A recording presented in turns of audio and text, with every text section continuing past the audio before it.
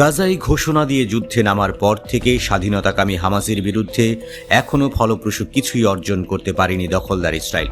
উল্টো হামাসের ফাঁদে পা দিয়ে প্রাণ হারাচ্ছে ইসরায়েলি সেনারা।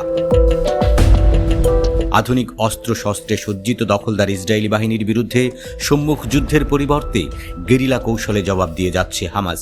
ইসরায়েলি সেনাদের ঘায়েল করতে রাফাহ জুড়ে পাতা হয়েছে অসংখ্য ফাঁদ, আর এই ফাঁদে পা রাখতেই বিস্ফোরণে প্রাণ হারিয়েছে আরও 2 ইসরায়েলি সেনা।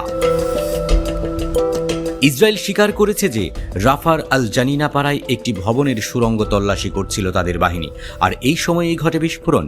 এতে প্রাণ হারায় কমব্যাট ইঞ্জিনিয়ারিং কোরের ইয়াহালুম ইউনিটের কর্মকর্তা ক্যাপ্টেন নোয়াম রভিদ ও সার্জেন্ট ইয়ালি সেরর। এদিকে গত শনিবার গাজার পূর্বাঞ্চলের দারাজ ও তুফাহ পাড়ায় সেনা শিবিরের বিস্ফোরণে 2 ইসরায়েলি সেনা আহত হয়। 2023 সালের 7 অক্টোবর থেকে হামাসের বিরুদ্ধে যুদ্ধে এখনো পর্যন্ত 853 সেনার মৃত্যুর খবর স্বীকার করেছে ইসরায়েল। গত 18 মার্চ থেকে গাজায় ইসরায়েলের পূর্ণমাত্রার আক্রমণ পুনরায় শুরু হওয়ার পর থেকে নিহতের সংখ্যা 6 জন। এছাড়া ইসরায়েলের সরকারি পরিসংখ্যান বলছে এই যুদ্ধে এখনো পর্যন্ত তাদের 5758 সৈন্য আহত হয়েছেন।